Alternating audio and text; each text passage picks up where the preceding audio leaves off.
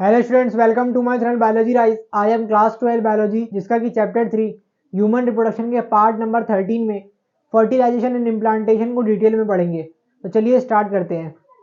During copulation और coitus, semen is release through male external genitalia penis to a female external genitalia vagina.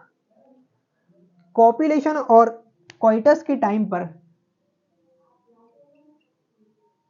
Mail external genitalia से, जो कि penis होता है, उससे सीमन रिलीज होता है into the female external genitalia vagina. Vagina में रिलीज होने के बाद जो मोटाइल स्पर्म होते हैं वो सर्विक्स से एंटर करते हैं यूटेरस के अंदर। यूटेरस में एंटर करने के बाद मोटाइल स्पर्म फैलोपियन ट्यूब के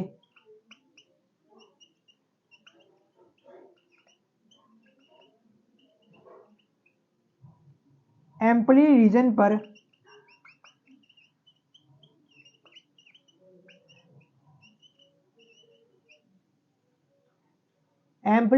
पर पहुंचते हैं और साइमल्टेनियसली उसी टाइम पर जो ओवम होता है, जो कि फीमेल गैमेट होता है, जो प्रोड्यूस होता है ओवरी से, वो भी फैलोपियन ट्यूब के एम्पलिडी रीजन पर पहुंचता है।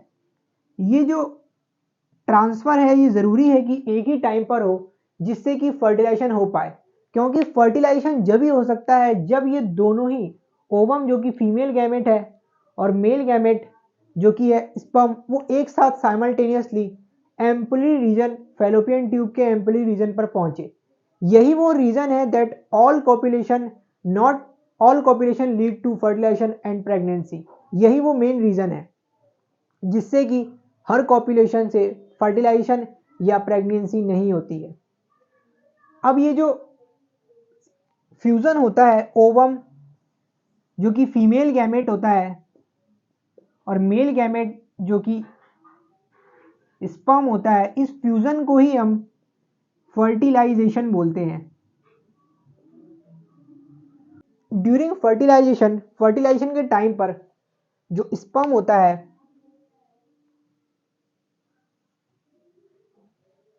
वो जोना पेलिसिडा लेयर, जो कि ओवम की लेयर होता है, फीमेल गैमेट का एक लेयर होता है जोना पेलिसिडा, उसके कांटेक्ट में आता है और ये इंड्यूस करता है कुछ चेंजेस, जिससे कि ये इंश्योर कर सके सिर्फ एक ही स्पर्म फर्टिलाइज करे इस ओवम को, और अदर जो स्पर्म्स होते हैं उनकी एंट्री को ये अदर जो स्पर्म आ रहे होते हैं उनकी एंट्री को ये ब्लॉक कर देता है, और ये इंश्योर करता है कि एक ही स्पर्म ओवम को फर्टिलाइज करे।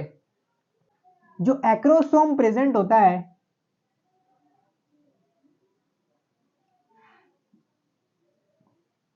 स्पर्म के हेड में जो एक्रोसोम प्रेजेंट होता है वो हेल्प करता है पेनिट्रेट करने में into the cytoplasm of ovum through plasma membrane और जोना पेलिसिडा। एक्रोसोम हेल्प करता है इन लेयर्स को पेनिट्रेट करने में और ओवम के साइटोप्लाज्म के अंदर जाने में। साइटोप्लाज्म के अंदर जाने के बाद इंड्यूस करता है म्यूटिक डिवीजन सेकेंडरी oocyte में। जो oocyte फॉर्म होता है, जो कि बेसिकली ओवम होता है, उसमें सेकेंडरी म्यूटिक डिवीजन होता है, जो ये भी अनइक्वल होता है, और ये भी एक secondary tiny polar body form करता है, और एक ओवम जो कि ओटिड भी बोलते हैं उसे। अब ये फॉर्म होने के बाद फ्यूजन होता है ओवम का और स्पर्म का। इन दोनों के जो हैप्लॉइड न्यूक्लियस होते हैं वो फ्यूज करते हैं और फॉर्म करते हैं जाइगोट, और यहां पर फर्टिलाइजेशन कंप्लीट हो जाता है। अब इंपॉर्टेंट है यहां पर नोट करना, जो मेल गैमेट होता है वो कैरी करता है एक्स एंड वाई क्रोमोसोम, और जो फीमेल गैमेट होता है वो कैरी करता है एक्स एक्स क्रोमोसोम। तो जो मेल गैमेट होता है वो प्रोड्यूस करता है दो तरह के क्रोमोसोम, जिसमें कि एक्स कंटेंट भी होता है, एक्स क्रोमोसोम का 50% और 50% वाई का। तो ये 50-50% चांस होता है कि अगर ये एक्स क्रोमोसोम, ये एक ही तरह के क्रोमोसोम प्रोड्यूस करता है जो कि एक्स होते हैं, और ये दो तरह के करता है, एक्स और वाई। तो 50-50% चांस होते हैं कि एक्स या तो एक्स से कंबाइन कर जाए तो फॉर्म करता है फीमेल बेबी, और अगर एक्स वाई से कंबाइन कर जाए तो फॉर्म होता है मेल बेबी। तो यहां पर ये इंपॉर्टेंट है इस चीज को नोट करना, जो बेबी का जो सेक्स होता है वो डिटरमाइंड होता है बाय अ मेल इंडिविजुअल, क्योंकि मेल गैमेट के अंदर दो तरह के क्रोमोसोम होते हैं और ये हेट्रो होता है, मतलब डिफरेंट क्रोमोसोम होते हैं इसके अंदर। और जो ओवम होता है जो कि फीमेल गैमेट होता है उसके अंदर वो होमो होता है, मतलब सेम क्रोमोसोम प्रेजेंट होते हैं, एक्स एक्स। तो जो सेक्स होता है बेबी का वो डिटरमाइन होता है बाय मेल गैमेट, क्योंकि ये दो तरह के क्रोमोसोम कैरी करता है। यही इंपॉर्टेंट पॉइंट है, इस चीज को यहाँ पर नोट करना। तो यहाँ पर हमारा फर्टिलाइजेशन प्रोसेस हो चुका है। अब हम इम्प्लांटेशन को समझेंगे। ये जो फर्टिलाइजेशन हुआ है, ये जो जाइगोट बना है, अब ये किस तरह से यूट्रस में इम्प्लांट होगा उस चीज को अब हम डिटेल में पढ़ेंगे। जब माइटोटिक डिवीजन स्टार्ट हो जाता है तो जाइगोट जो होता है वो मूव करता है फैलोपियन ट्यूब के इस्थीमस रीजन से यूटेरस की तरफ। जो इस्थीमस रीजन होता है वहां पर जाइगोट होता है, वो वहां से मूव करता है यूटेरस के तरफ। यूटेरस से मूव करने के बाद वो यहाँ पर पहुंच जाता है, और ये जो प्रोसेस होता है इसे हम क्लीवेज कहते हैं, और फॉर्म करता है वहां पर 2, 4, 8, 16 डॉटर सेल्स, जिन्हें कि ब्लास्टोमर्स बोलते हैं।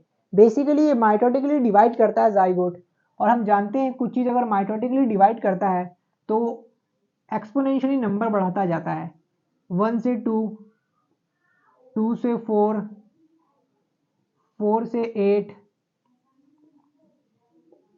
और ऐसे करके ये 16 बना लेता है, फिर 32। तो इस तरह से ये डिवाइड करता है माइटोटिकली, और फिर डॉटर सेल्स बनाता है जिन्हें कि हम ब्लास्टोमर्स बोलते हैं। ये जो 8 से 16 ब्लास्टोमर्स होते हैं, ये एम्ब्रियो में जो 8 से 16 ब्लास्टोमर्स होते हैं उन्हें हम मोरूला बोलते हैं, और ये मोरूला बेसिकली कंटिन्यू डिवाइड करता है आगे की तरफ और फॉर्म करता है ब्लास्टोसिस्ट। और ये ब्लास्टोसिस्ट के अंदर जो ब्लास्टोमेट्स प्रेजेंट होते हैं वो आउटर लेयर में ट्रोफोब्लास्ट के फॉर्म में प्रेजेंट होते हैं, ट्रोफोब्लास्ट। और इनर जो ब्लास्टोसिस्ट होता है वो कुछ इस तरह का होता है, उसके आउटर लेयर में ट्रोफोब्लास्ट प्रेजेंट होता है, और इनर सेल में ग्रुप ऑफ सेल मिलकर इनर सेल मास फॉर्म करते हैं। ये जो इनर सेल मास होता है वो ये फॉर्म कर लेते हैं। कुछ इस तरह का स्ट्रक्चर होता है ब्लास्टोसिस्ट का। तो सबसे पहले माइटोटिकली डिवाइड कर जाइगोट, और फिर वो मूव करते हैं टूवर्ड यूट्रस की तरफ, इसे हम क्लीवेज बोलते हैं, और फॉर्म करते हैं वहां पर 2, 4, 8, 16, जिन्हें कि बेसिकली हम ब्लास्टोमेर्स बोलते हैं। ये जो 8 से 16 ब्लास्टोमर्स होते हैं जो एम्ब्रियो के अंदर, उन्हें हम मोरूला बोलते हैं, और ये मोरूला फर्दर कंटिन्यू डिवाइड करता है और ब्लास्टोसिस्ट फॉर्म करता है। ब्लास्टोसिस्ट का जो आउटर लेयर होता है वो बेसिकली हम उसे ट्रोफोब्लास्ट बोलते हैं, और जो ट्रोफोब्लास्ट के अंदर ग्रुप ऑफ सेल्स प्रेजेंट होते हैं उन्हें हम इनर सेल मास बोलते हैं। अब ये जो होता है यूट्रस के एंडोमेट्रियल लाइनिंग से, और इनर सेल मास जो होता है